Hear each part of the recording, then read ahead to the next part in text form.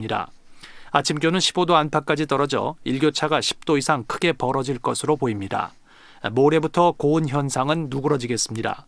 오늘은 경기 남부와 충북 대구에서 초미세먼지가 나쁨 단계를 보이겠습니다. KBS 1라디오 4시 경제 뉴스를 마칩니다. 지금까지 아나운서 이재홍이었습니다. KBS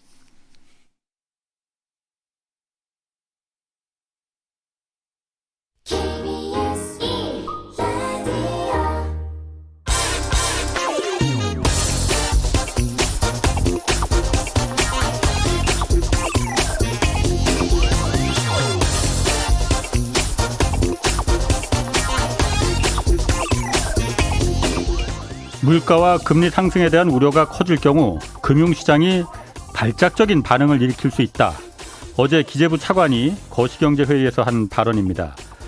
여러 번 언급했지만 우리 지금 가계부채 상황은 매우 심각한 상황입니다. 국내 총생산 GDP의 거의 100%에 달해서 세계에서 가장 높습니다. 지난주 금융통화위원회에서도 가계부채 증가세가 너무 크다면서 이 금융 안정에 대한 우려가 제기되기도 했습니다.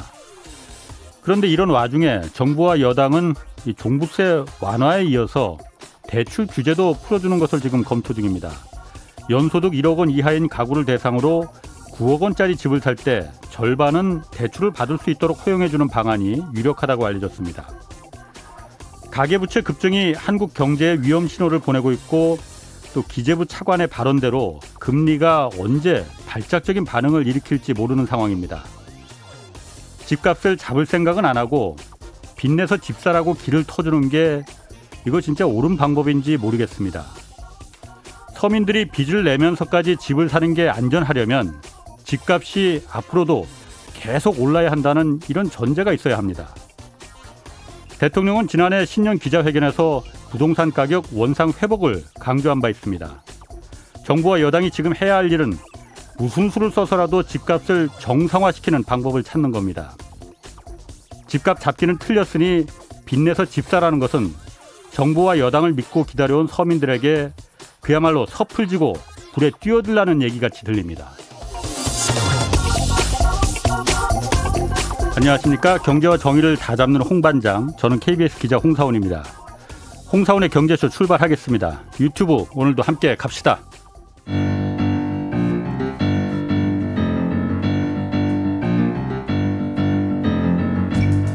세계 100대 경제학자, 가짜 경제뉴스 감별사, 가슴이 뜨거운 경제학자, 건국대 최백은 교수의 이게 경제다. 네, 경제 이슈 분석하는 이게 경제다. 최백은 건국대 경제학과 교수 나오셨습니다. 안녕하세요. 네, 안녕하세요. 예. 네. 앞에 오프닝에서도 잠깐 제가 얘기했지만은 지금 오늘 민주당에서 종부세법 개정안 발의가 올라갔네요. 예. 내용이 대충 어떤 겁니까? 가장 핵심적인 것은 이제 종부세 내시는 분들이요. 예. 공시지가로 예. 공시지가 기준으로 9억 원 이상인 주택에 대해서 이게 공시지가로 하니까 자꾸 헷갈려요. 그냥 실거래가로 공시지가가 한 70% 정도밖에 반영을 안 하는 거잖아요. 그렇죠. 근데 이제 그것도 이제 매년 조금씩 이제 올려서 현실화시키겠다고 이제 하고 있는데 현재 9억 원이 12억 원. 그렇죠. 한 12억에서 13억 정도 되는 거죠. 그 정도를 지금 종부세 내고 있는데 이걸 고 이상 이제 되는 고가 주택에 대해서 이제 적용을 하는데 요거를 이제 공시지가 기준으로 공시지가 말고 실거래가로 공시지가로 한 12억 원이니까는 16억 실거래가로 한 16억 정도 되는 이상 되는 이제 주택으로 기준을 최저 기준을 거기로 이제 좀 조정하는 게 가장 핵심적인 겁니다. 거기다가 이제 뭐냐면 1가구 1주택 보유자들 장기 보유하고 있는 고령자들 있잖아요. 장기 보유하고 있는요. 이분들은 혜택을 굉장히 많이 줬었어요. 지금도 주고 있죠. 근데 그것 더 늘리는 방향으로. 그리고 또 부부 공동명의로 하면 또 이 피해갈 수 있는 방법이 있고. 그렇죠. 사실 그렇지 않습니까? 어쨌든 그러니까 오늘 올라간 민주당에서 낸 그 의원 입법은 12억 정도, 실거래가 12억 정도를 종부세 내는 기준이었는데 이게 집값이 많이 올랐으니 좀 깎아줘야 된다. 그러니까 16억 정도로 16억까지만 이상되는 주택에 대해서만 종부세를 내게 하자. 이 법안이 지금 올라갔다는 거죠? 그렇죠. 아직 통과가 된 건 아니고. 이제 발의한 거죠. 발의한 거. 아직 그럼 상임위도 통과해야 되고. 그렇죠. 많은 절차가 남은 거죠. 이 민주당에서는 그러니까 어쨌든 지난번 재보선 이제 정말 참패를 한 이후에 이 성남 부동산 민심을 좀 달래야 된다라는 부분으로 지금 이런 방법을 찾는 거 같이 보이는데 이게 맞는 방법입니까? 저는 전혀 정반대 방향으로 가고 있다고 생각하는데요. 예. 우리가 원래 종부세를 도입한 취지를 좀 잠깐 좀 우리가 생각할 필요가 있어요. 예. 종부세를 도입한 취지가 뭐냐면요. 일단 조세 형평성 문제라는 것도 있지만은 이제 고가 주택에 대해서 어쨌든 세금을 부과하는 거니까요. 특히 뭐냐면 이제 이 집값 안정이 가장 핵심적인 목표예요. 집값 안정이요.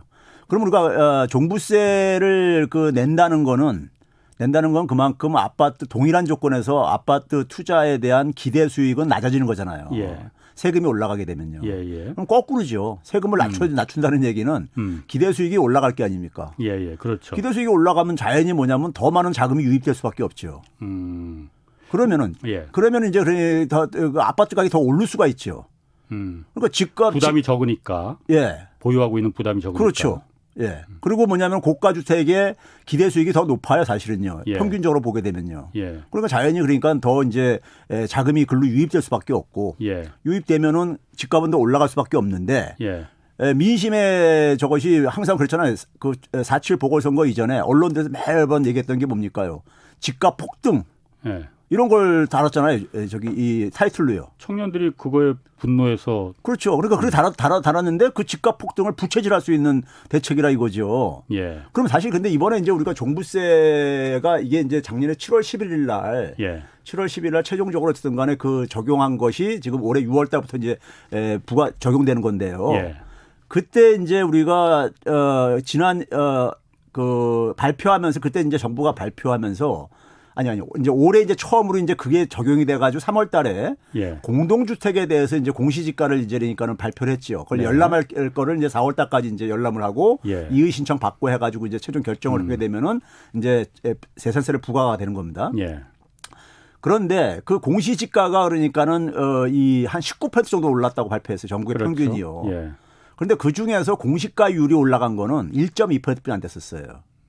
공시가 그러니까 그 시세에 맞게 현실화율 말씀하시는 거죠? 아니 전체 그러니까 똑같은 집이 한 집을 어떤 주택을 우리가 표준 주택을 놨을 때 그게 지난해에 비해서 19%가 올라갔다 이거예요. 원래 3%씩 올리기로 했었는데. 근데 이게 19% 올라갔다 이거예요. 근데 그 중에서 공시가율을 현실화 시키는 그것이 작용한 건 1.2%뿐이 안 되고 나머지는 뭐냐면 집값 폭등에 의한 결과인 거예요. 그렇죠. 집값이 올라가게 되면은 공시가격도 올라갈 수밖에 없는 거잖아요. 그러면은 이래서 우리가 아까 이 종부세를 낮추게 되면은 집값이 올라가게 되면은 내년에 그럼 또 낮춰줄 겁니까? 그거는 맞지 기준을 않죠. 또 낮춰야 돼. 또 저기 낮춰야 되잖아요. 그럼 악순환골에 빠진다고요. 그러니까 이거는 해법이 아니죠. 그런데 그 이상합니다. 이걸 어떻게 해석을 해야 될지 모르겠는데 우리나라 그 종부세 현재 원래는 이제 예전에 노무현 대통령 시절에 종부세가 도입될 때 한 1% 정도 지금 그 목표로 했었잖아요. 그런데 지금 이게 집값이 많이 올랐으니까 이게 3.7% 정도가 종부세 부과 대상이라고 해요. 전국에서. 그것도 이제 공동주택만 기준으로 했을 때요. 그러니까 주택이지 그러니까 주택으로 해서 개인별로 따지면 또 더 적겠지만. 무주택자도 많잖아요. 개인적으로 보게 되면 1.2%입니다. 전 국민의 1.2%만이? 지난해 종부세 납부한 사람들을 자료를 기반으로 했어요. 그렇게 적어요? 그렇게 적지는 않을 것 같은데. 무주택자도 많잖아요. 그러니까 개인 주택도 있고. 거기 알겠습니다. 그러면은 좀 물 한 잔 드시고. 그러면은 오늘도 저희 어디 언론에서 리얼미터 여론조사에서 이제 조사한 게 나왔는데 종부세에 대해서 이걸 기준을 너무 높다 그러니까 좀 깎아줘야 된다, 완화해줘야 된다라는 여론이 훨씬 더 많거든요. 이거를 그럼 종부세 내는 사람은 전 국민의 1.2%밖에 안 되는데 99%는 종부세하고 상관도 없는 분들이 오히려 득이 되는 거잖아요. 이걸 어떻게 해석을 해야 됩니까 그러면은? 근데 이제 그분들 중에는 이제 여러 가지 이유가 있다고 저는 생각해요. 단순하게 저는 획일화시키면 안 된다고 생각하는데 물론 그 중에 일부는 그러니까 몰라서 그런 사람들도 있을 거고요. 왜 그러냐면 언론들에서 그러니까 집값 폭등 해가지고 그다음에 뭐냐면 기본적으로 문재인 정부에 대해서 싫어하는 사람들도 있잖아요. 아주 그냥 뭐든지 다 싫어하는 사람들도 있잖아요. 물론 그렇습니다. 그런 사람들도 있을 수도 있고 그다음에 또 한 가지가 뭐냐면요. 이번에 이제 그러니까 우리가 그러니까 종부세가 부과되는 게 공시지가로 9억이라 했으면은 예. 9억 밑에는 일반 재산세가 이제 부과될 게 아닙니까요? 예. 예. 예, 종부세 없는 재산세예요. 그러니까요. 예. 근데 그분들 중에서 6억 원 이하는 예. 재산세율을 또 낮춰줬어요. 그렇죠. 예. 특례세율 적용해서. 그렇죠. 근데 이번에 6억에서 9억 사이. 예. 6억에서 9억 사이는 그러니까 한 뭐 8, 9억에서 한 12, 3억 사이에 있는 실거래가. 예, 실거래가로요. 공시지가 얘기하시면 말고 자꾸 헷갈리니까 예. 실거래가로 해야지. 실거래가는 이게 뭐 지역마다 좀 차이가 있고 그러다 보니까는 예. 그래 이제 그 부분들이 재산세가 올라간 게 부담이 되죠. 예. 그러니까 뭐 이분들 같은 경우는 종부세 대상이 아니라 하더라도 예. 재산세 올라간 게 짜증 날 수도 있죠. 뭐 앞으로 집값 이렇게 계속 올라가면 내년에는 종부세 대상이 될 그렇죠, 수도 있고. 될 수도 있고요. 예. 그렇다고 해도 너무 높던데 그 찬성하는 이율이 그거 몰라서 그런 걸려나? 그리고 저기 좀 언론들에서 계속 했죠. 이 부동산에 대해서 국민들한테 정부가 신뢰를 많이 잃었잖아요. 예. 신뢰를 잃다 보니까는 그런 이제 반작용도 있을 수가 있다고 봅니다. 제가 보니까 우리나라 어쨌든 보유세라는 게 재산세와 이제 종부세를 합친 거 아닙니까? 종부세가 없는 이제 주택 같은 경우에는 그러니까 저가 주택은 이제 재산세만 그냥 내는 거고 이게 실효세율이 우리나라가 0.16% 정도 된다고 해요. 2018년 기준으로요. 그리고 미국이 한 0.9%, 일본이 0.52, 뭐 그 정도 된다고 해요. 이걸 원래 노무현 이제 참여정부 때 그때 이 보유세가 너무 낮으니 아까 말씀하신 대로 집을 갖고 있는 게 부담이 너무 안 되니 이걸 그래서 자꾸 재산의 증식, 투기의 수단으로 부동산을 이용하려고 하니까 이거를 미국의 한 3분의 1 정도, 0.3% 정도까지 올리겠다라는 게 목표 아니었었어요. 예. 그런데 그때가 벌써 10년도 넘게 지났는데 그렇죠. 이게 왜 아직도 그럼 보유세가 0.16%에 그치고 있는 건가요? 그 이후에 이명박 정부에서 다시 낮췄잖아요. 낮췄죠. 정부처도 이제 형해화시켰고. 낮춘 거고, 그건 이제 기본적으로 뭐냐면은 이제 그런 그 고가 주택을 가지고 있는 사람들은 세금을 내는 사람, 세금 뭐 내는 거 좋아할 사람은 뭐 일반적으로 없다고 봐야죠. 세금 많이 내는 거를요. 그러니까 이제 그 세금에 대한 어쨌든 간에 그 거부감, 특히 이제 고가 주택 갖고 계신 분들이 그런 거부감들이 사실은 저는 표출되는 거라고 보고요. 이번에도 사실 그러니까 우리가 뭐 서울시장 선거에서도 특히 그러니까 뭐 강남 어떤 특정 지역에서 몰표가 나오는 그러니까 뭐 이런 것들이 그런 것들도 그러니까 어떻게 보게 되면 보유세 올라간 것에 대한 반발 이런 것일 수도 있고요. 그럼 이게 지금 그 민주당에서 이번에 그 법안을 발의를 한 게 민주당 입장에서 별로 도움도 안 될 것 같은데 그 도움 될 거라고 생각을 지금 하는 건가요? 이게 당론은 아니죠, 아직 그러니까 민주당에. 당론은 아니죠, 당연히요. 이거는 그러니까 뭐 일부 의원들이 어쨌든 간에 뜻만 내는 의원들끼리 낸 건데. 알겠습니다. 뭐 그 부분은 뭐 좀 또 뭐 어떻게 진행되는지 한번 지켜보죠. 그 고용 동향 발표됐습니다. 통계청에서 그 1년 전보다 31만 4천 명 증가했다. 코로나 한창일 때 1년 전보다 계속 고용 그 지표가 내려갔었잖아요. 감소했었잖아요. 그렇죠. 1년 만에 이게 그러면 증가세로 돌아선 거네. 그럼 그게 좀 반가운 소식이긴 하네요. 이게 이제 그러니까는 13개월 만이니까는 한 1년 이제 1개월 만인데 반가운 소식이죠. 일단은 근데 물론 이제 여전히 아직도 어렵습니다. 여전히 어려운 상황인데 이제 위험한 고비가 어쨌든 간에 좀 이제 넘어서고 있다고 이렇게 해석하는 게 가장 객관적인 평가일 것 같고요. 그리고 일단 뭐 국제적으로 비교해 보더라도 괜찮은 편이다. 우리나라 고용 지표가. 근데 이제 언론들에서 많은 언론들에서 저는 이게 제가 뭐 팩트 체커로도 소문이 이렇게 별명이 붙어 있고 그러는데 언론들에서 좀 그러니까 객관적인 보도를 안 해요. 언론들이 이번에 보도 쏟아내는 거 보면은 되게 이제 그러니까 뭐 정부 정책에 대해서 비판적인 입장을 견제하는 건 이해하는데 그래도 사실을 보도를 해야 되는 거잖아요. 사실 보도를 하는데 예를 들면 이런 겁니다. 일자리 31만 4천 개 중에 사실 대부분이 아니라 다 노인 일자리다. 그러니까 60대 이상. 60대 이상. 아니 그러니까 제가 이상. 그 통계청 자료를 보니까 실제로 일자리가 늘어난 게 60대 이상이 가장 많이 늘어났고 그다음에 40만 8천 명이나 증가했으니까. 그리고 20대. 그리고 그다음에 이제 50대가 늘어났고 30대 40대 일자리는 줄었어요. 오히려. 그렇죠.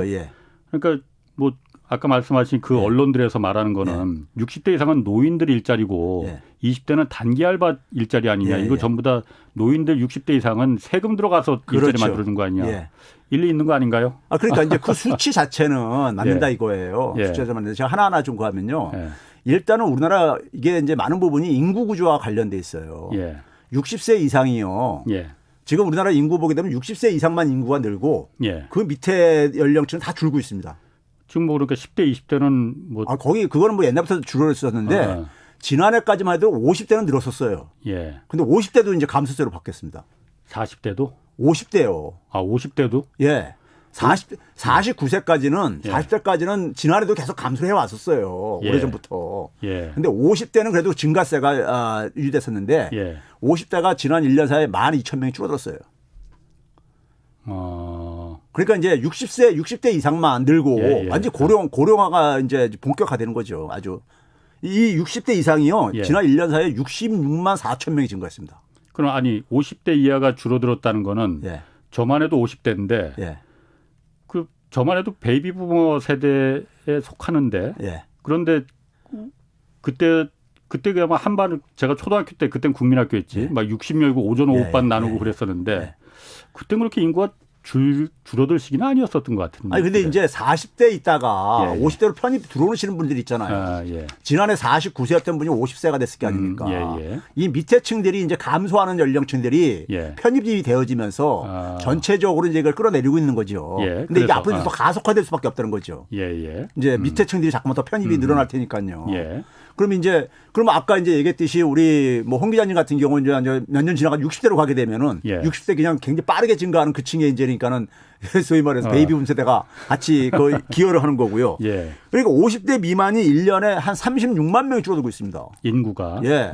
이거 굉장히 심각한 상황이에요, 사실은요. 그러네. 난 20대만 줄어드는 줄 알았더니 예, 이게 60세 전후로 이게 완전히 나눠집니다. 예. 나눠지는데 그러면 우리가 인구가 기본적으로 증가하게 되면요. 예. 일하는 사람도 취업자도 증가할 수밖에 없어요. 그건 그렇죠. 예를 들어서 이거 봐보세요. 1,000명 중에서 예를 들어서 한 500명이 예. 있었어요. 예. 500명 중에서 만약에 70%가 일을 하면요. 예.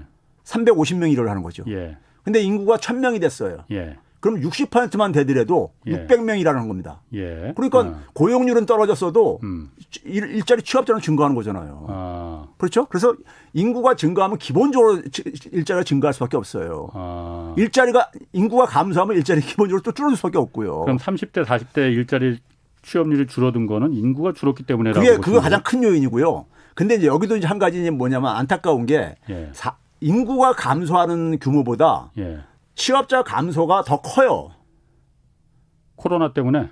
그렇죠. 이제 코로나 특징인데 문제는 예. 작년에 우리가 문재인 정부에서 지난해까지만 해도 고용 지표가 많이 양쪽으로 개선돼 왔었어요. 예. 그런데 40대만이 유별나게 예. 고용이 계속 악화되어 왔었습니다. 40대만요. 예. 그런데 올해는 그러니까 30대조차도 30대조차도 인구 감소보다 더 많이 취업자가 감소했죠. 그런 점에서는 그러니까 여전히 고용 상황이 아직 그러니까 좋은 상황은 아니라는 거 제가 말씀을 드린 거고요. 네. 근데 이제 인구가 이제 그러니까 첫 번째는 이제 이 요인이라는 거고. 예. 그러니까 60세 이상들도 많은 일자리는 필요한 거잖아요. 물론 그렇죠. 그렇죠. 그러니까 거기서 일자리 증가하는 것도 나쁘게 볼 필요 없는데 예. 세금으로 만든 일자리라는 거잖아요. 근데 이게 이제 그거 그러니까 아닙니까? 팩트가 아니라는 얘기예요. 기자들이 좀 들여다보면 되는데 무식해서. 60세 아니 그렇게 얘기하면은 제가 얘기한 거 아닙니다. 무식한 거 맞아요. 60세 이상 일자리들을 이렇게 조사해 볼 수가 있어요. 예. 그럼 대개 이제 공공일자리라는 것이 예. 공공일자리 영역이 있잖아요. 예. 그 영역을 최대로 맥시멈으로 잡아도 예. 절반뿐이 안 돼요. 50%는 예. 민간 부분 시장에서 만들어진 일자리예요. 그 근데 절반은? 이게 과거에도 코로나 예. 이전에도 한 25%만 정부가 사실 그 60세 이상들한테 필요한 일자리 다 만들 수 없어요. 예산이 부족해서요. 예. 그러니까 한 25%만 만들었었어요. 예. 근데 이게 한 50%까지 그러니까 증가한 거예요. 예. 코로나 이후에요. 예. 그러니까 절반 정도는 여전히 민간 부분에서 만들어지고 있다는 예. 것이고요. 그리고 이제 이분들 중에서 특히 보게 되면요. 굉장히 예. 놀라운 것 중에 하나가 예. 이 풀타임 일자리도 예. 풀타임 일자리도 꽤 많이 돼요. 60세 60세 이상 일자리에서도 한 26%가 4개 중에 하나는 풀타임 일자리예요. 4개 중에 하나, 4명 중에 1명 정도는 풀타임 예. 잡을 갖고 있더라. 풀타임 일자리가 증가한 거라 이거예요. 증가분 중에서? 예. 그러니까 전부 다 예. 세금 그러네. 투입해서 만들었다는 건 이건 사실이 아니잖아요. 그러면은 20대 일자리도 늘어났는데 예. 20대도 단기 알바 아니냐? 예.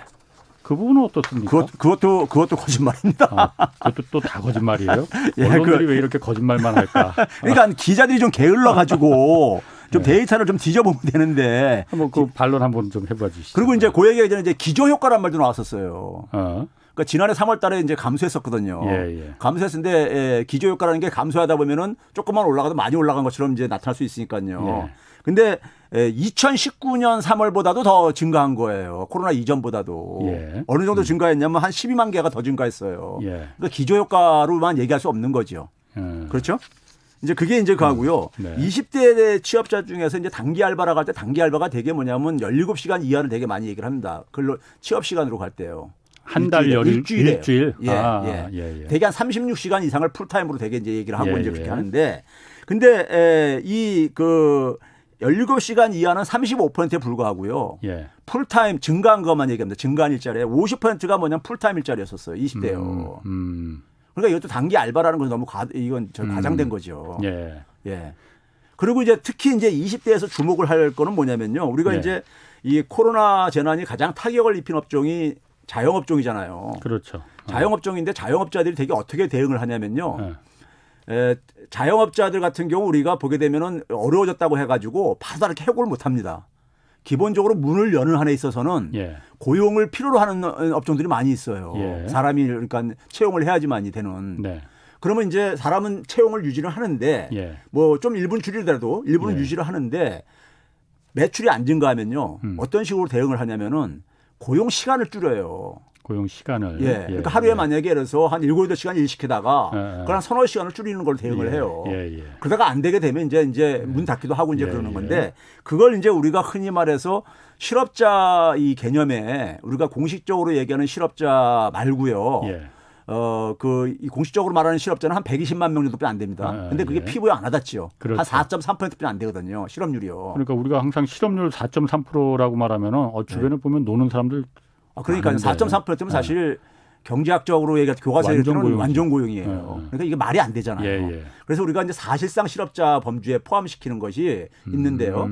두 가지가 있습니다. 하나는 뭐냐면 잠재 실업자라고 해가지고 이분들이 실업자 범주는 안 속하는데 그러면 구직 활동하다 지쳐가지고 포기해가지고 한 사람들 이런 사람들은 자기 의할 의사가 없다고 해가지고 실업자에다 범주 안 포함시켜요. 이런 사람이거나 아니면 근데 이제 뭐 경력 단절 때문에 이제 주부로 이렇게 하고 있는데 다시 하려고 해봤자 잘 안 될 것 같아서 근데 취업 기회가 생기면 하고 싶은 분들 그런 분들 다 포함하면 이런 부분들이 잠재 인재니까 실업자라고 하고요. 그다음에 또 한 가지는 뭐냐면은 아까 얘기했죠. 단기 알바 같은 일자리. 근데 자기는 좀 더 풀타임으로 일을 하고 싶은데 단기 알바짜리뿐이 없어요. 이런 사람들은 이제 부분 실업자라 그래요. 그러니까 이런 사람들까지 이제 포함시키는 것은 이제 사실상 실업자라고 하는데 이것까지 합치게 되면은요. 400 그러니까 한 30만 명 정도 됩니다. 그럼 퍼센테이지로 따지면 어느 정도나 되나요? 한 14% 이렇게 올라가고 그러죠. 그 정도 그게 더 이제 체감이 더 되잖아요.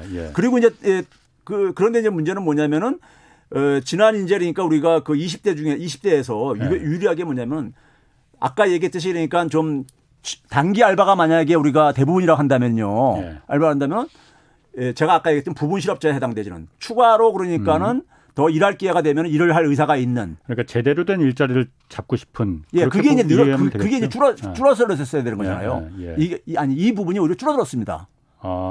그러니까 그런 점에서 그러니까 결국 뭐냐면은 자기들이 그러니까 일을 할 수 있는 기회가 더 넓어졌다는 얘기인 거죠. 20대 같은 경우에. 그러니까 일하고 싶은 일자리에서 일하는 사람들이 더 많아졌다 이렇게 해석을 하면 되는 건가요? 그런 점에서 이제 이걸 이제 우리가 시간 관련해서 추가 취업 가능자들인데 이런 사람들이 줄어들었어요. 20대에서요. 그렇군요. 그런 점에서 20대를 단기 알바 일자리가 대부분이다 하는 것도 팩트에 안 맞고 20대니까는 고용 상황을 제대로 설명을 못 해주고 있다. 그리고 20대 일자리 특히 뭐냐 업종 중에서는 우리가 제조업이 그래도 임금이 좀 괜찮은 일자리입니다. 제조업은 어떻습니까? 제조업에서 20대 일자리가 5만 4천 명 이상이나 증가했어요. 그런 점에서는 그러니까는 제조업이 되게 평균 임금보다 조금 높은 이제 이 임금들이에요. 그런데 제조업이 전체적으로는 한 3만 명 이상이 줄어들었는데 20대에서 그나마 5만 4천 명 이상이 증가했어요. 그러니까 제조업에서 전체적으로 따지면 한 3만 명이 줄어들었는데 20대 그 노동자들은 더 늘었군요. 그렇죠. 그건 어떤 의미를 좀 갖고 있는 건가요? 자, 이제 예를 들어서 이런 거죠. 우리가 이제 제조업이 지금 이제 수출이 좋아지면서 수출이 지금 굉장히 빠르게 좋아지고 있잖아요. 좋아지고 있는데 처음에 기업들이 되게 우리가 고용 지표는 후행 지표라고 합니다. 예. 그러니까 처음에 이제 경기가 좀 나아질 때 그러니까 기업 입장 속에서는 예. 인력을 더 충원하기보다는 기존에 그러니까는 있는 사람을 가지고 가능한 한 이제 그러니까 대응을 하지요. 일 더 해라. 예. 돈 더 줄 테니까 추가 그런 식으로 하죠. 시간에 근무 예. 주고. 그렇죠. 왜냐하면 한 사람 고용하는 따른 여러 가지 고정 비용이 많이 나가니까요. 예. 그러다가 이제 이게 계속 지속될 것 같다 하게 되면은 이제 늘립니다. 이제 고용을 하는 거군요. 예, 그래서 좀 시차를 두고선 이게 나타나죠. 네. 경기 회복과 관련해서요. 예. 근데 이제 이 제조업이 이제 그러니까는 업종이 보게 되면 굉장히 빠르게 고령화가 되고 있어요. 예. 고령화가 되고 있다는 얘기는 뭐냐면 젊은 사람들이 잘 이제 그러니까 안 들어간다는 분야라는 얘기죠. 예. 그런데 젊은 사람들이 이제 그러니까 그 일할 기회가 예. 굉장히 코로나로 이제 힘들어지다 보니까는 제조업에 굉장히 그러니까 취업을 이제 두드린 거고 제조업 분야 속에선 젊은 인력을 많이 필요로 했는데 하던 차에 그렇게 되니까 이게 매치가 좀 이루어진 거죠. 아, 그런 의미를 갖고 있는 거군요. 그리고 제가 그 최 교수님 그 페이스북을 잠깐 들여다봤더니 뭐 세게 쓰셨더라고 보니까. 뭘 말씀하시는? 4차 재난지원금 그 소상공인 이제 선별 지원 이제 했지 않습니까? 그래서 지금 지급되고 있죠, 지금. 그런데 페이스북에 그 보니까 선별 재난지원금이 이 고용 악화 상황에 결정적 펀치를 날렸다. 뭐 민주당과 청와대가 관료에게 노란한 것을 설명할 수 있는 단어가 이게 무능이라는 말밖에 뭐가 있는지 생각나지 않는다. 세게 쓰셨습니다. 왜 이렇게 생각하신 건지, 왜 무능하다고 생각하신 건지 한번 좀 얘기해 봐 주시죠. 자, 우리가 예를 들어서 지난해 1년 내내 그러니까 시끄러웠던 게 재난지원금 지급 방식이었잖아요. 예, 보편이냐 선별이냐. 그게 대표적인 경제 정책이었었어요. 그러면 경제 정책이라는 것이 고용에 영향을 안 미치겠습니까? 미치죠. 당연히 미치죠. 예. 그런 점에서 이제 그러니까 당연히 재난지원금하고 재난지원금이 그러니까 우리가 그래서 가계소득에도 영향을 미쳤고 성장률에도 영향을 미치고 그리고 소득 분배에도 영향을 미치고 이런 여러 가지가 확인됐었단 말이에요. 근데 고용지표에서 그대로 확인되더라 이거예요. 고용지표를 제가 이제 주목했던 건 뭐냐면은 우리가 이제 코로나 재난이 딱 터지고 나서 충격적이었던 게 뭐냐면 지난해 4월 달부터요. 수출이 갑자기 그러니까 한 25% 이상이 막 감소를 합니다. 유럽이나 이런 데서 막 확산 1차 대유행이 벌어지면서요. 그때 그러면서 우리나라도 뭐냐면 고용에 충격이 나타나는데요. 그 당시 이제 소위 비경제활동 인구들이라 해가지고 이 사람들은 뭐냐면 자기가 취업을 하고 싶어도 하기가 힘들다 보니까는 어려워진 상황 속에서 이제 구직활동을 포기하는 이런 사람들. 이런 게 이제 비경제활동 인구가 이제 폭발적으로 증가를 해요. 그때 막 50만 명 이렇게 갑자기 증가했다 이런 기사들이 막 난무에 섰습니다. 이제 코로나 재난 충격으로 인해 가지고요. 그래가지고 이게 그렇게 증가하던 것이 지난해 그러니까 우리가 전 국민 재난하고 선별 저는 전 국민 보편만은 아니라 생각하는데 보편 플러스 선별이라고 하는데 그때 1차 지원했을 때가 5월 달부터 했었잖아요. 5월 달에 뭐냐면은 비경제활동 인구 한 50만 명이 줄어듭니다. 5월 달에는 그러니까 보편 지급이었었죠. 그렇죠. 전 국민한테 지원했었던. 그때 그러니까 비경제 활동 인구가 줄어들더라. 한 50만 명이나 이렇게 줄어들었었어요. 그렇게 바로바로 나오나 보죠, 그 통계가? 저기 그 통계라는 것이 그러니까 예를 들어서 이런 게 아닙니까? 전 국민 재난 하게 되면은 자영업자들은 가서 쓰잖아요. 쓸 수밖에 없잖아요. 그럼 그쪽에서는 뭐냐면 사람이 필요할 게 아닙니까요? 고용을 그러니까 유지를 하죠. 막 해고를 막 하고 있는 이런 상황 속에서. 어쨌든 그때 늘어났다 그래서. 그게 이제 그러니까 7월 달까지 그 추세가 이제 유지가 돼요. 7월 달까지 다른 데서 막 실업자가 폭증하고 그러는데. 그러면 유지하다가 8월 달부터 좀 올라가기 시작해요. 이 약발 다 떨어지고 또 8월 달에 정광훈 씨, 뭐 광화문 저것도 있었고. 그러다가 이제 뭐냐면은 연말에 가면서요. 가면서 비경제활동 인구가 5, 6월, 7월 달에 비해서 110만 명이나 증가합니다. 비경제활동 인구가. 다시 늘어났다 이거죠. 그렇죠. 예를 들면 선별이라는 것은 매출 감소까지 지원해 준 건 아니잖아요. 물론 그렇죠. 그러니까는 그러다 보니까 자연히 뭐냐면은 인력을 줄일 수밖에 없지요. 줄이게 되고 그게 이제 그러니까 비경제활동 인구의 큰 증가에 이제 반영될 수밖에 없었다는 것이고요.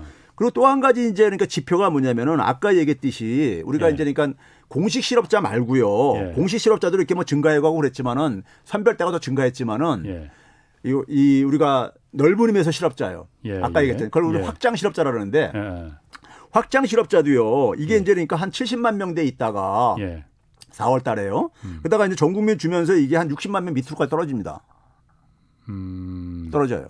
떨어지다가 이게 뭐냐면은 그렇게 떨어지다가요. 그러다가 이제 연말로 가면서 이게 뭐냐면 140만 원까지 이렇게 증가해가요. 그러니까 연말로 선별로 갈 때는 그때 예. 보편 그때 재난지원금이 선별로 줬을 때죠. 선별로 중간에 줬었죠 또. 그러니까 예, 선별 지원한 게 뭐냐면 선별만 지원한 것이 예, 예. 9월 그러니까 우리가 말부터 예. 추석 막 저기 그 임박해가지고 예. 급하게 예. 일부 주기 시작하고 예. 그래서 10월, 11월, 12월, 1월, 2월까지도 집행이 됩니다. 2차 예. 지원이요. 예. 그리고 이제 연초에 이제 3차가 또 편성이 되게 되죠. 예? 그러니까 지금 전체적으로 선별 그 지원금을 줬을 때도 있고 보편적으로 다 줬을 때도 있는데 예. 지금 그걸 고용하고 연관해서 보니까 예. 전 국민한테 다 보편 지원했을 때는 예. 고용 상황이 좋아지더라. 그렇죠. 그리고 선별만 했을 때는 예. 그냥 계속 나빠지더라. 그렇죠. 그게 뭐 선별 때문에 나빠졌는지 아니면 코로나 상황 때문에 계속 나빠졌는지 그건 하여튼 도움이 안 되더라. 그런데 이 얘기를 하시는 거죠. 그런데 이제 뭐냐면 특히 이제 그 고용 지표 중에서도요. 예. 어떤 걸 제가 주목했냐면은 시간 관련 추가 취업 가능자라고 아까 제가 소개했잖아요. 예. 이게 뭐냐면은 자기가 더 일을 하고 싶은데 일을 할 기회가 없는 사람들. 네. 아무래도 제일 많이 타격받은 게 4대 자영업종에서 취약업종. 4대 취약업종이 뭐냐면은 도매, 소매. 예. 그다음에 뭐냐 숙박, 음식업. 예. 이거 4대 취약업종이라고 합니다. 자영업종 중에서도요. 예. 근데 이 업종들은 뭐냐면 되게 사람들 상대를 해야 되는 거잖아요. 예. 해야 되는 건데 여기가 그러니까 우리가 뭐 이제 사회적 거리두기 하면서 아무래도 이제 장사가 안 되고 그럴 게 아니겠습니까요. 예. 근데 그 상황 속에서 전 국민에 줬을 때는 이분들이 어쨌든 쓸 수밖에 없잖아요. 예. 쓰면은 매출 증대에 도움이 되잖아요. 예. 그러니까 고용을 유지에 도움이 됐다 이겁니다. 예. 그러니까 고용 시간을 줄일 필요가 없었다 이거죠. 예. 그런데 선별로 줬을 때는 사회적 거리두기 플러스 뭐냐면 이제 그러니까 매출이 감소가 쭉 일어나니까 예. 매출 감소가 일어나니까 고용을 하는 사람들 입장에서도 자영업자 입장에서도 고용 시간을 좀 줄이는 걸로 대응을 할 수밖에 없다 이거예요. 그렇죠. 예. 그래서 시간 관련 추가 지역 가능자가 이게 큰 폭으로 증가해요. 선별할 때. 그러니까 자기는 그러니까 때. 더 일을 할 기회만 되면 일을 더 할 의사가 있다고 하는 예. 사람들이요. 예. 예. 그 선별 지원금 때문에 그 증가한 건 아니고 어쨌든 그게 도움이 안 됐더라라는 걸 지금. 근데 그 기간 동안에 추세적으로 일관되게 확인된다 이거예요. 그럼 만약에 최 예. 교수님 말은 그때 만약 선별로 안 하고 보편 지원을 했으면은 예. 그런 그 단기 알바짜리나 예. 이런 부분들에 대한 그 고용 지표가 예. 정식 일자리로 예. 증가했을 거라고 보시는 건가요? 전 도움이 됐을 거라고 봐요. 당연히지요. 예를 들면 매출의 매출 증대에 도움이 되니까요. 예. 매출이 늘면은 그만큼 사람을 그러니까 더 고용을 해야 되잖아요. 일 시켜야 되잖아요. 그럼 그거 왜 안 했다고 보십니까? 정부에서 그러니까 선별 홍남기 부총리가 계속해서 선별이 우수한 거다고 예. 계속 그런 얘기 했잖아요. 그러면서 그걸 어쨌든 간에 저는 그걸 굉장히 이데올로기적으로 접근했다고 보는 거죠. 경제 정책은 과하게 해야 되는데 예. 이거 그러니까 선별이라는 것이 그러니까 논리가 뭐였었습니까요? 어려운 사람한테 두텁게 지원한다. 그러니까 똑같은 돈을 정부 재정으로 어차피 하는 건데 똑같은 돈을 쓰는데 똑같은 돈도 아니라 더 많이 썼죠, 사실은요. 그러니까 어려운 사람들한테만 이제 줘야 된다라는 집중해서 해줘야 된다 이거죠. 예. 그런데 뭐 결과를 보게 되면은 어려운 사람한테만 지원한 게 아니라 기준을 그한 게 아니라 매출 감소한 분들한테 대부분 다 줬었어요. 2차 때는요. 예. 그러면은 그런 부분이 지금 아까 말씀하신 이렇게 그 보편적으로 지원을 했을 때 뭐 기본소득이나 이런 거 하고 같이 그런 거를 지원했을 때 고용 상황이 오히려 나아지더라라는 부분이 어떤 경제학적으로 학문적으로 그런 정립이 된 이론입니까? 그런 부분이? 아니죠. 우리가 이제 예를 들어서 흔히 경제학에서 오히려 그래요. 그걸 만약에 현금으로 주게 되면은 현금으로 전부 다 주게 되면 고소득층들 같은 경우 그게 저축으로 다 이제 그러니까 빠져낸다 이거예요. 이렇게 이제 얘기를 합니다. 그런데 우리가 지난해 같은 경우 우리가 소멸성 지역화표를 줬잖아요. 일정 기간 내에 무조건 쓰게 해요. 그런 거는 그러니까 훨씬 더 효과가 있을 수밖에 없죠. 그러니까 그런 걸 소멸성 지역화표로 주면은 고용도 상황이 나아진다는 게 그 이전까지는 그럼 전 세계적으로 그런 부분에 대해서 연구가 되거나 어떤 이론이 확립되거나 그런 건 없었나 보죠. 그러면은 그렇죠. 이건 왜 그러냐면 우리가 이 소멸성으로 이렇게 지역화표를 주는 사례는 다른 나라의 정책이 없었어요. 이게 그동안에 이거 우리나라의 독창적인 정책입니다. 창의적인 정책이에요. 그렇군요. 그럼 그때 어쨌든 뭐 이 이유인지 아닌지 모르겠으나 그러니까 최 교수님은 이제 그 이 이유라고 생각을 하시는 거고 보편적 지원을 했기 때문에 고용이 확 늘어난 거다. 고용의 지표들이 그런 걸 이제 보여주고 있다 그러니까 이거예요. 그 인과관계가 그 보편적 지원 때문이었는지 아니면 그때 아니면 또 뭐 혹시 뭐 다른 뭐 어떤 상황이 좋아졌을 수도 있고 예. 어쨌든 그때 한번 좋아졌는데 예. 이걸 그럼 다시 한번 정부가 그런 보편적인 지원을 해서 예. 왜냐 세계적으로 그런 사례가 동서고금을 통해서 잘 없었기 때문에 다시 한번 좀 이걸 해보는 것도 저는 적극적으로 그거를 그 원하는 게요. 예.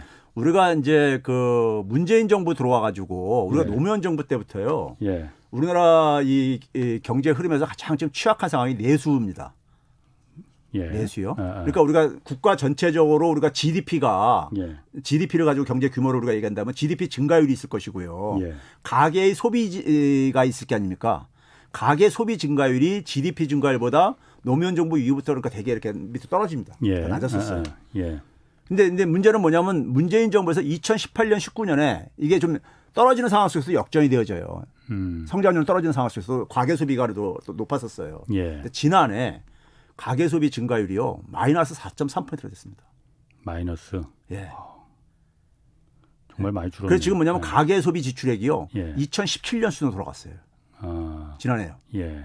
그러니까 엄청나게 후퇴한 거죠. 예. 그래서 뭐냐면 IMF나 얼마 전에 금융감독원에서 자본시장 위원 분석 보고서를 냈는데 예. 거기에도 우리나라의 큰 문제로 뭐냐면은 내수가 지금 수출만 가지고는 안 된다. 한국 경제. 사람들이 돈을 안 쓰니까. 예, 내수가 굉장히 지금 취약해졌는데 지난해 그 지표 때문에 그런 거예요. 예. 마이너스 4.4% 떨어졌어요. 마이너스 4.3%라는 건요. 외환위기 때도 없었던 일이에요. 그러게. 예. 그런데 그 떨어지는 상황 속에서 지금 만약에 우리가 작년에 그래서 만약에 그것을 제가 작년에도 그랬었습니다. 초창기에는 뭐냐면은 전국민 재난지원금 그러니까는 한 7개월 더 줘도 된다. 재정에 별 문제 없다 그러면서 했는데 예. 그렇게 하게 되면 우리나라 성장률이 그러니까 세계에서 진짜 1등 할 거다. 플러스로 한 5%까지 가능하다. 예. 제가 이제 이런 얘기 했었거든요.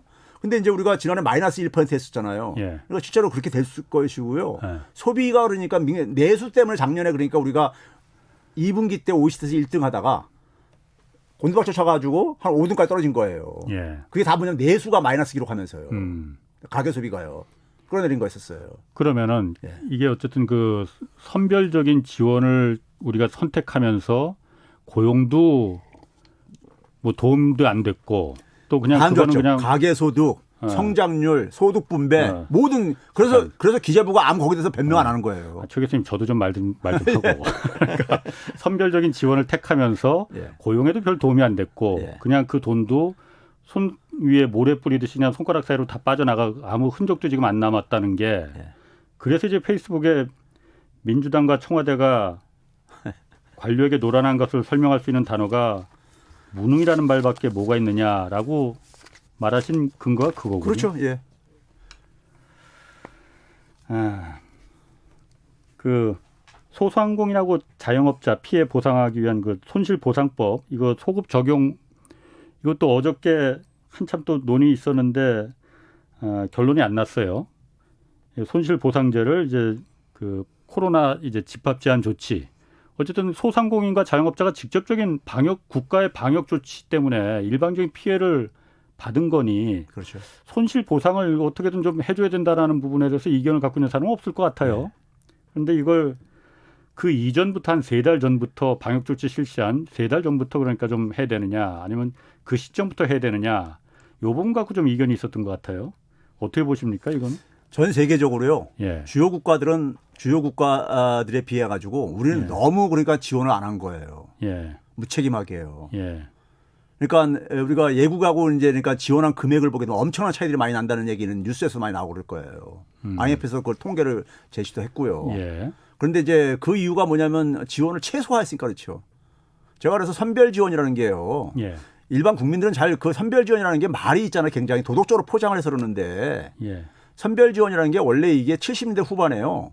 우리가 70년대 후반에 서구사회 선진국가에서 뭐냐면 복지국가의 위기가 옵니다. 예. 복지국가 위기가 뭐냐면 이제 신자유주의 논리가 가면서 신자유주의가 이제 이 금융자본의 논리인데 예. 그러니까 뭐냐면 재정 지출을 최소화시키자는 것이 재정 지출 최소화를 왜 하느냐?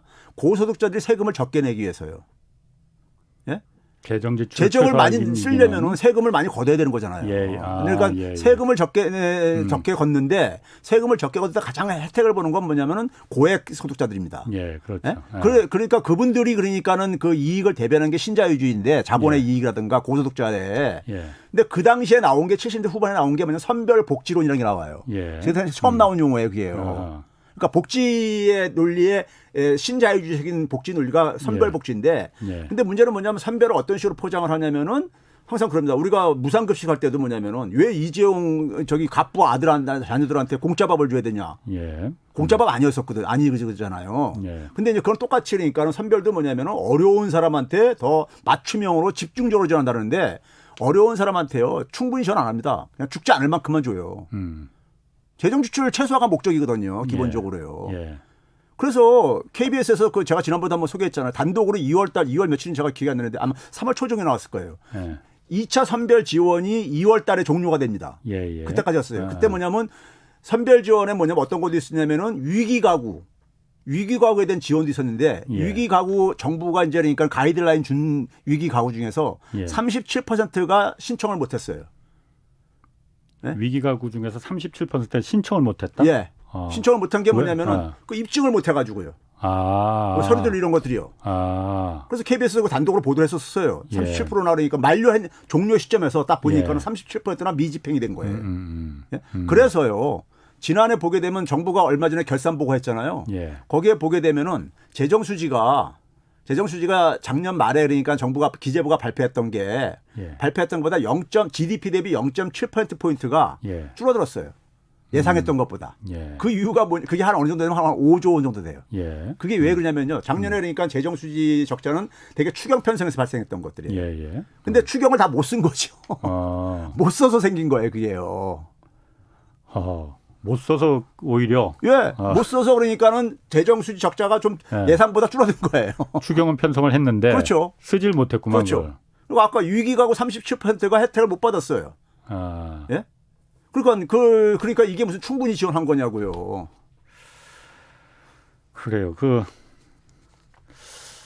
이 손실보상하고 그러면은 손실보상이라는 게 지금 어떻게 보면은 선별적 그 재난 지원하고 비슷한 거 아니에요? 그러면은 손실보상이라는 게 자영업자하고 그렇죠. 소상공인들을 대상으로 해서 손실을 이제 보상해 주자라는 손실보상액만큼 물론 그걸 산정하는 게 좀 복잡하긴 하겠지만은 이게 지금 선별 재난 지원하고 비슷한 거잖아요. 그렇죠. 그러면은 지금 말씀하시는 거는 그렇게 하지 말고 그냥 보편 지원으로 전 국민들한테 다 그 돈을 쓸 수 있게끔 다 해서 그거로다가 서로 승수 효과를. 아닙니다. 제가 얘기하는 것이 전 국민 보편으로 주는 거하고 선별은 보완적인 관계라 이거예요. 따로따로 가야 된다 이거죠? 왜 그러냐면요. 자영업자 입장에서 한번 봐보세요. 자영업자의 피해가 두 가지로 발생을 해요. 경로가요.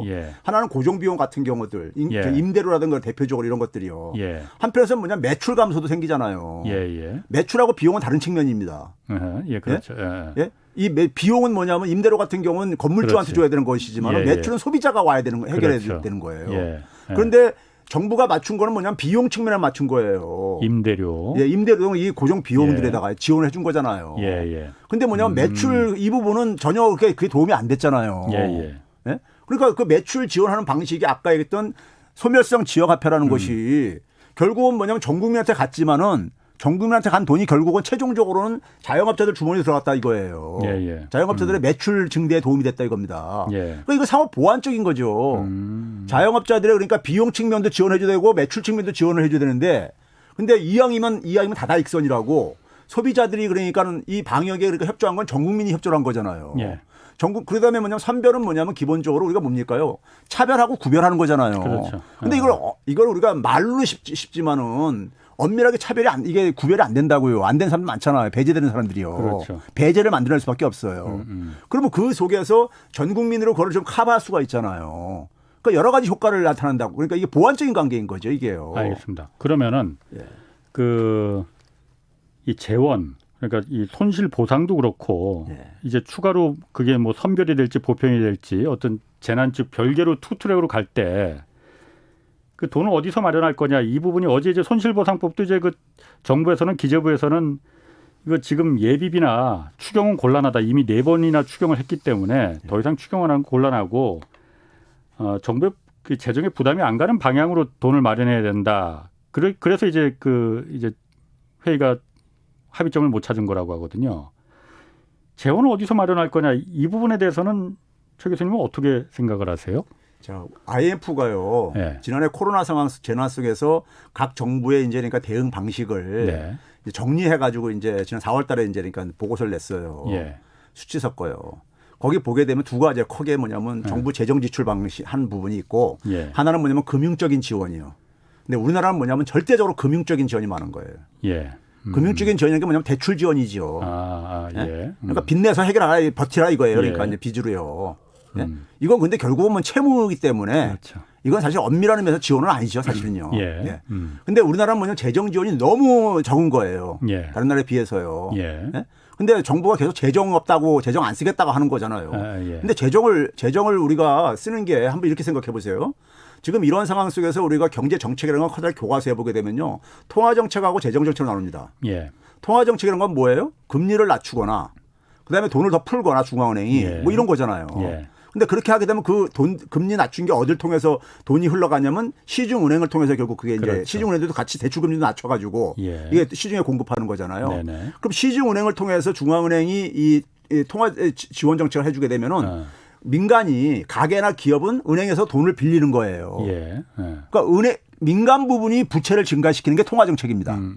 예. 반면에 재정 정책은 뭐예요? 국가가. 정부가 돈을 빌리는 겁니다. 예. 정부가 돈을 빌려가지고 그걸 이제 국민들한테 그러니까 다시 돌려주는 거예요. 예? 그럼 정부가 부채가 증가하는 겁니다. 그러니까 어찌됐든 간에 부채는 다 증가하는 거예요. 민간이 빚을 지느냐, 국가가 그렇죠. 빚을 지느냐. 그런 거예요. 국가가 빚을 지는 게 훨씬 낫다. 그게 실제로도 보게 되면 지난해 1년 동안에 보게 되면은 우리나라는 뭐냐면 다른 나라들에 비해서 얼등하게 가계부채가 크게 증가했고 예. 정부 부채는 굉장히 낮게 증가했고 그렇죠. 그러면 이게 바람직한 거냐 이거예요. 바람직하지 않습니다. 예. 그러니까 그거예요. 근데 여전히 뭐냐면 재정 타령하고 앉아있거든요. 이런 의견도 있습니다. 그러니까 그 박사인 교수 같은 경우에 네. 이런 얘기를 인터뷰를 한 걸 제가 봤어요. 그러니까 코로나 때문에 오히려 굉장히 이익을 많이 본 계층과 기업들이 분명히 있습니다. 그렇죠. 그래서 지금 뭐 삼성전자나 이런 데 특별 배당금 오히려 너무 이익이 많이 나서 특별 배당하고 그랬잖아요. 예. 한시적으로 특별 재난세 이런 부분을 마련하는 게 어떻겠느냐. 그런 부분은 좀 어떻게 생각하시나요? 그러니까 미국 같은 경우도 지금 바이든 행정부가 증세하지 않습니까? 예. 이참에 그야말로 그 코로나라는 위기를 위기 핑계 대서 부의 재분배를 이참에 한번 마련해보자라는 취지도 있다고 그러더라고요. 예. 우리나라도 그런 어떤 오히려 득을 본 기업이나 계층에서 좀 한시적으로 그런 특별 재난세나 이런 부분을 좀 재원으로 쓰는 건 어떨까요? 저는 당연히 동의해요. 예를 들어서 유럽이나 유럽 같은 경우는 여러 개 국가들이요. 여러 개 국가들이라는 게 뭐 스페인, 제가 기억하는 뭐 스웨덴인가, 그다음에 뭐 프랑스라든가 뭐 이런 나라에 대해서 부유세를 다시 도입을 했어요. 부유세를 일부 국가들. 그게 좀 확산되고 있고요. 지금요 그렇죠. 이번에 지난해 기준으로 얘기를 하는 겁니다. 얘기를 하고 있고 미국도 그러니까는 그 민주당의 대통령 후보였었던 워렌 상원 의원이 그 부유세 도입을 이제 주장하는 사람 중에 한 사람인데, 근데 이제 그런 것도 있겠지만은 저는 뭐 사실 오래전부터 이제 그러니까 유럽에서 이제 디지털세라고 얘기를 했는데 그게 사실은 뭐냐면 이 플랫폼 기업들이 사실은 그러니까 많이 그러니까 이 코로나 재난 상황 속에서도 비대면 이 활동이 늘어나면서 넷플릭스 이런 게 이제 돈을 벌었잖아요. 그래서 오히려 뭐냐면 이번 기회에 저는 이 플랫폼세를 그러니까 플랫폼 기업들이 적어도 뭐냐면은 플랫폼 기업들은 뭐냐면은 거기에 참여해주는 소비자라든가 많은 그 네트워크에 참여해주는 사람들로 이익을 발생하는 거거든요. 본인들 기업의 노력만이 아니라요. 그러면 예를 들어서 뭐 우리나라 뭐 기준을 그러니까 제조업의 평균 이익률을 기준으로 한 다음에 그거 이상으로 그러니까 우리가 영업이익이 생기는 것에 이익률의 한 절반 정도는 그건 기업이 갖고 절반 정도는 그러니까 사회에다가 또 나누는 것이 저는 바람직하다 해서 저는 플랫폼세 도입 같은 경우를 저는 제안하고 그랬었어요. 이제 그런 점에서는 그러니까 우리가 지금 이제 우리가 특히 뭐냐면 제가 플랫폼세를 가자면요. 2012년 이후에요. 새로운 변화가 생깁니다. 우리가 과거에 금융위기 직후에 1%대 99% 혹은 0.1%대 뭐 이런 얘기 나왔었잖아요. 그렇죠. 근데 지금은요. 부와 소득이 0.0001%에 집중됩니다. 코로나 때 오히려 더 벌어졌어요. 이게 뭐냐 앞으로 더 가속화될 거예요. 예. 그래서 그 미래 학자들은 그러니까 이게 뭐 저기 이 기술 공학 하시는 분들은 0.0001%가 그러니까 이 독점하는 이걸 나옵니다. 예. 이게 되게 플랫폼 기업들이에요. 예. 그러니까 이 부분에 대한 그러니까 좀 더 그러니까 사회적인 그러니까 이 부의 환원을 요청하는 것은 저는 새로운 변화에 맞게끔 새로운 이 재분배 방식도 받게 된다고 생각합니다. 1602님이 2020년 5월 27일 사업자 등록하고 옷수선하고 있는데 저는 재난지원금을 한 번도 받지 못하고 있습니다. 그런 분들 많아요. 근거가 없다는 이유죠. 예. 그러니까 아까 말씀하신 대로 절차 복잡하고 뭐 이거 받는 방법도 모르고 분류할 수 없다는 거잖아요. 그러니까 보편적인 지원으로 해서 그 소멸성 지역화폐 이런 부분 실험을 이런 기회에 한번 좀 그러니까요. 해보는 게 훨씬 더 효과적일 거라. 그 정책을 위반하시는 분들이니까 이게 저기 너무 경직적으로 자기 신념을 가지고 이 국가를 실험 대상으로 삼으면 안 되죠. 최 교수님 말씀드리면 자꾸 좀 답답해져요. 고맙습니다. 예, 최백운 건국대 경제학과 교수였고요. 지금까지 경제와 정의를 다 잡는 홍반장, 홍사원의 경제쇼였습니다.